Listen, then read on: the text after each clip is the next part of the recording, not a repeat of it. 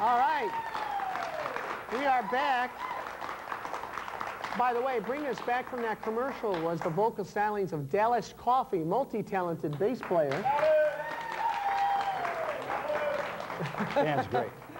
What a great band. Well, Oscar, I guess the thing is, you have had a career. People don't realize you made an appearance on The Gong Show, and I love that show. What was it about that show? It was a lot of fun. I gotta admit, it was a great entry-level show for performers, you know, getting some exposure, and Bernie's probably the most gonged act ever. I kept saying some foul thing. All right, calm down. Well, in The Gong Show, you know what I almost did? I almost said, wait a minute, Bernie doesn't have a mic.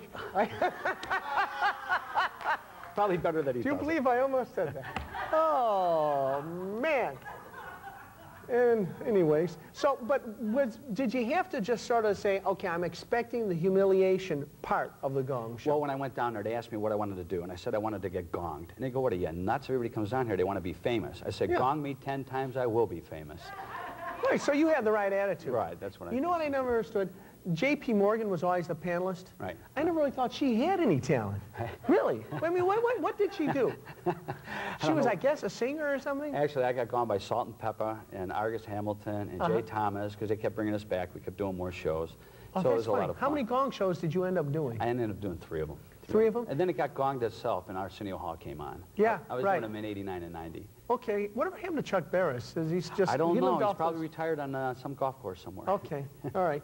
All right, now you've done a lot of commercials as well, right? Well, I did a bunch of commercials in Las Vegas, and actually Bernie's voice is I'm doing George Burns' voice. Sure. And I had the pleasure of meeting with George, and we sat the with real George Burns. Yes, I sat with him in his dressing room when he was 95 years old, and he said to me, he goes, you know what, kid, I flopped in show business for 20 years before I made it. I said, well, George, that's great. He looked at me shocked. He goes, why is that?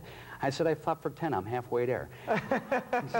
He started laughing. He goes, good, kid, don't ever give up. So here I am still plugging away. Well, you know, George Burns really did have sort of an amazing career because there were some ups and downs, weren't there? Yeah, and I'll tell you what, when he was there at Caesars, he did an hour of material, he sang and he danced, and he was 95 years old. What was the charm that he held over audiences, do you think? I just think he was such a great person. I mean, for him to take the time to see me, I mean, it was like, you know, I mean, I'm just some kid in Vegas, and he took the time to see me. He just had a very warm heart. And if I could also say, you had Brian Hoffman on the show. Yeah. And Brian has been our headliner. He's been getting us booked at a lot of different places, and November 2nd, we're going to be at the Shriners in Broadview Heights.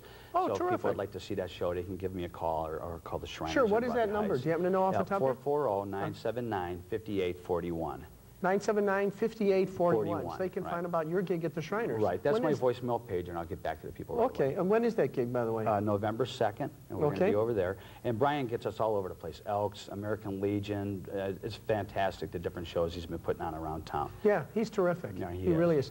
Now, real quick, you've done a couple movies. You did Rock Robbers. Here in town. What is that about? That was here in town. It was about a rock and roll band. The band can relate to this. They weren't making any money, so they ripped off the Rock and Roll Hall of Fame, and then they tried to sell everything. But then they felt guilty, so they turned everything back in. It was really a cute movie, and I'd like to see it be distributed a little more. Sure, sure. And also something called Jack of Hearts. That was in Las Vegas. Okay. That was a movie that was done in Vegas. Okay. And what was that one? Great B movies, you know, just casino-type movie. Well, I mean, but that's how people establish sort of a cult following, I think, by doing the B movies. Well, what was fantastic, actually, from my point, was working with Dennis France in the Nasty Boys shows. This is about the Las Vegas Police Department. Really? Yeah, so I got to be a stand-in and meet the guys there, and it was a lot of fun. Yeah, what is he like?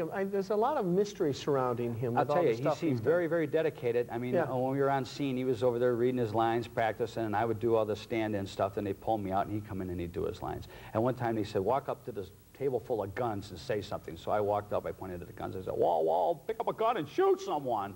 and the director looked at me and goes, who are you? I go, Oscar. And he goes, I got an Emmy, I don't have an Oscar yet. I go, well, you can hire me, you do now.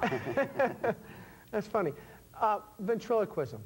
Is it the kind of thing, I've always heard these, well, sort of the unspoken word that people do ventriloquism because it's a way of sort of projecting another personality.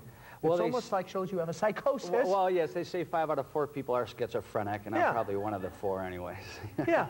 It's been a lot of fun. Actually, what it is he does mostly impressions, and what it was is there's a lot of impressionists running around, and I figured, let the puppet do the impressions. You know, it's a little different take. Well, haven't you found that impressionists, I mean, we had Frank Gorshin, you had Rich Little, and a guy named Freddie Travalena. Now, on the national stage, they're almost zero impressionists. Right. The funny thing about Gorshin, I was working at the Sands Hotel. He stepped off the counter, off the curb there by the valet. Right. And I saw somebody stepping off out of the corner of my eye as a car come juicing by. So I put up my arm and I knocked him back. And he looked at me and the car went flying by. He goes, "You saved my life." And I go, "Oh, it's my job. I'm valet parker." Yeah. He was the Riddler. Yes, he Batman. was. Right. But why do you think it is that the Impressionists have fallen out of favor on the national stage? Because you don't have the big name impressionists. Right now, if I said, who's the #1 impressionist in America, you'd say Rich Little 20 years ago. But what do you do now? Right. I think what it is, in a way, it's just the way, what's the word, secular, the way things go in cycles, that type of thing. Travelina was great, because every time he came on The Tonight Show or something, he always did totally original material. Right. Where Rich Little was doing some of the same stuff over and over and over again. So I think it's important to stay fresh, and I think Fred's working on the East Coast a lot now. Yeah. Okay. And then Gorshin was just in town doing the George Burns story. Yeah, that's right. Last year. Speaking of which. Of all right. George. Well, you've been a wonderful guest. Well, thank Oscar you, sir. Hine and Bernie, ladies and gentlemen. Thank you very much. You They've guys been have terrific. wonderful. Thanks. You've been great. Thank you, thanks. Dave. I appreciate it. Hey, I want to say thanks to all of our guests today. Also want to say thanks to Dr. Sam Salomon, wonderful ophthalmologist and surgeon.